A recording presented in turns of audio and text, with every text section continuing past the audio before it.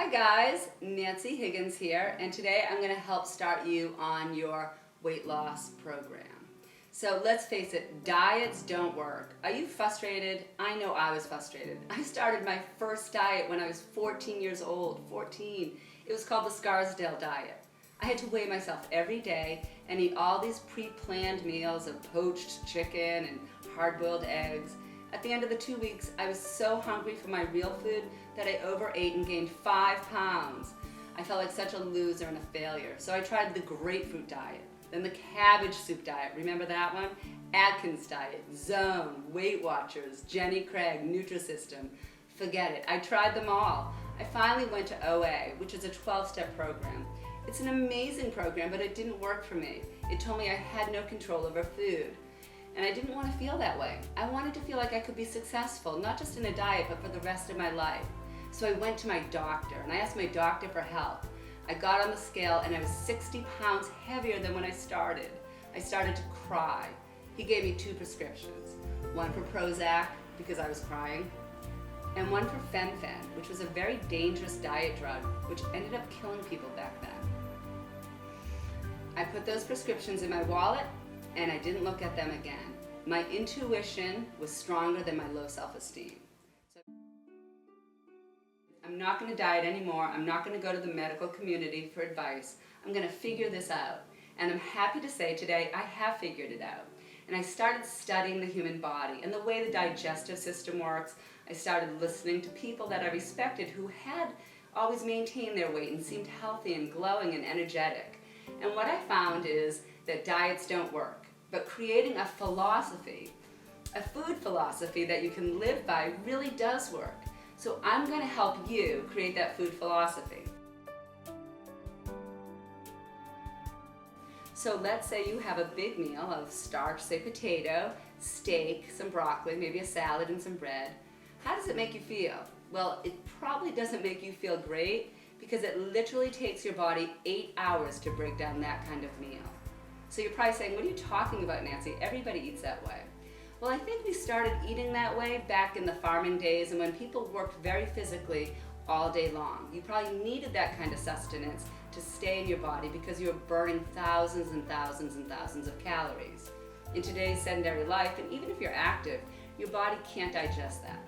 So let me ask you a question. If you have acid reflux, if you burp, or you have to take Tums, maybe it's your gut trying to tell you something. Let me promise you that if I can teach you the right food combinations this week, and you practice this week, just this week, what I'm telling you, I guarantee you will feel 100% better and you will lose weight. It's that simple. So let me explain to you one more time. The digestive system breaks down protein and starch differently. We're going to separate the protein from the starch, and I'm going to show you great meals for you to do so. So proper food combining is really easy. I cooked all of this right before we started filming. It's so simple. So when we talk about proper food combining, what we're looking at is perhaps a beautiful salad with either a yam or a baked potato, maybe not both. On that salad, you could put a little broccoli on there. I don't mind a little butter or olive oil, salt and pepper. This is going to digest beautifully in your body. That's all nice, beautiful protein. Some other great proteins for your salad would be your garbanzo beans, your black beans, your peas, and your red beans or your kidney beans.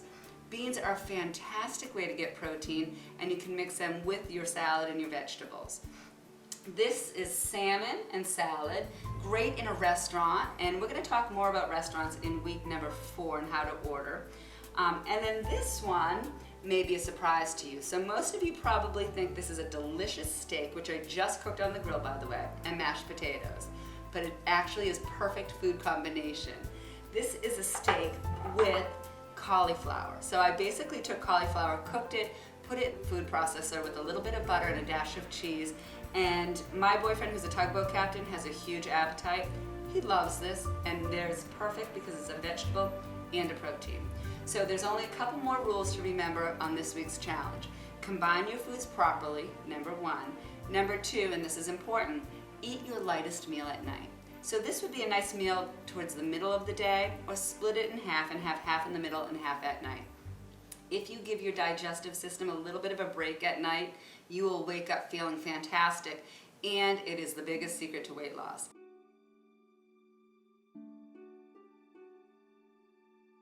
And I have one more little tip for you before we say goodbye. If you're going to eat fruit by itself. It has a completely different set of enzymes that break it down, and it's most effective when eaten alone.